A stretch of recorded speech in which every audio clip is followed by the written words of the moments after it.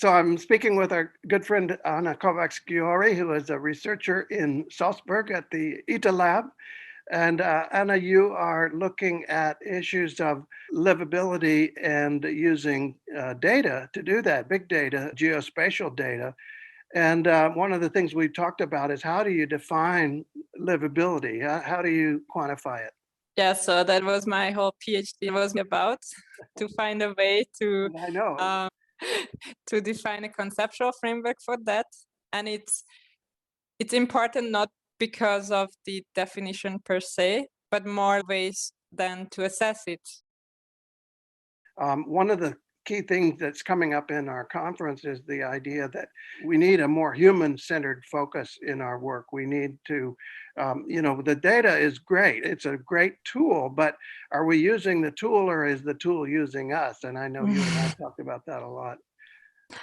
Yeah, so like based on my conceptual framework, which I developed, data is really helpful for the urban part, so like the environment. You Right. can use it for identifying urban functions and analyze the urban form and so on. And it works really great with GIS, so like geographic information systems. But then there is a part in livability, which is the expectations and the needs of the people, and it's really really subjective and challenging to simply just grasp. Yeah. And there are not really ways to um, extract data about this part, and this is an inherent limitation of livability assessment. There were ways how I try to do it as a kind of intersubjective way. So for example, using social media data, or an even like more measurable way is to use these wearable biosensors. So for example, when people are walking around the city, and you can measure where they have stress moments. And if you do it for many people for the same path, then based on that, you can already get something more tangible. And you can see how people, for example, are using the bike system, the bike network, and traveling along, and how Yes. well parts of it are used, and whether they're enjoying it also, Yeah, sure, sure. and whether it's actually benefiting them in terms of their experience. Yeah. There. Yeah. And just a point to this one about data and the analysis. I had the idea how I could do this for a whole city if I would have the data, but I didn't have back then.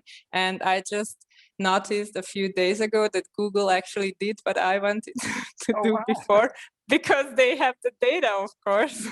Well, that's what's um, amazing at this point is the data yeah, is getting there. We're yeah. getting troves of data from Google and all these other Because sources. now they analyze, yeah, everything. So like all the places you visit. I think they also analyzed, for example, during COVID, how people visited parks more frequently and then other facilities less frequently. So it was there. I just didn't have the data. You can see how these patterns change as a result of something like the pandemic, and whether or not our interventions are working, and Yeah. measuring them. One of the things that you and I have talked about a lot, of course, is the new urban agenda and the sustainable development goals Yes. that are now a framework for making more livable cities, more human focused cities, better quality of life. But of course, it's one thing to say we have this goal, but how do we know if we're actually, getting to the goal? And it seems to me your work is exactly on that point. How do you assess what's happening in the city, and whether your goal is being met, and if it's not being met, where is it? Where are the trouble areas? Where are the areas you need to work on? Yeah, so when I finished my PhD, kind of a reference point, but now that I'm continuing research into this direction, I went into this direction to focus on specific sustainable development goal targets related to cities, because there is this overall ultimate goal of making the life of the urban dwellers better. But yes, because of some of the reasons which we already discussed and many others, it's a really challenging task. And then on the other hand, there is the SDG 11, which is specifically for cities, and there they try to formulate it in specific smaller targets, how this can be achieved, ranging from natural disasters to even the transportation and how it can be more sustainable. And because of, again, the reasons which we discussed, how GIS is helpful in doing this, I tend to focus now more and more on developing specific methodologies as well, to help urban planners to actually met and achieve these goals. Quite often, public space and green space is used kind of as a synonym. So like sometimes even the formulation is a bit challenging to, okay, identify what is the actual goal here and what is the actual measurable thing.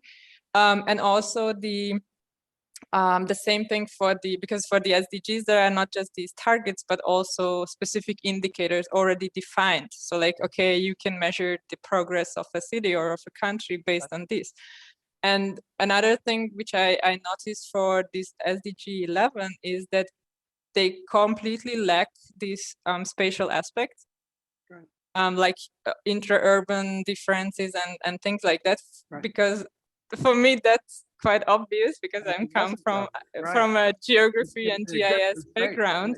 Right. And I can't even imagine, like, okay, if I only give some percentage values, so like, because I think that's one of the indicators for urban green or public space, like that's not helpful because like you can say that, okay, this city has this and this amount of urban green, but it can be concentrated in one part of the city, and then often remote, and you can't.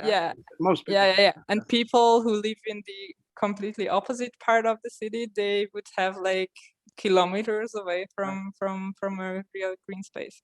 Suzanne was very focused, as you know, on how to quantify livability, not just talk about it in the abstract. And do you have any thoughts of her work and about the IMCL and where we go from here?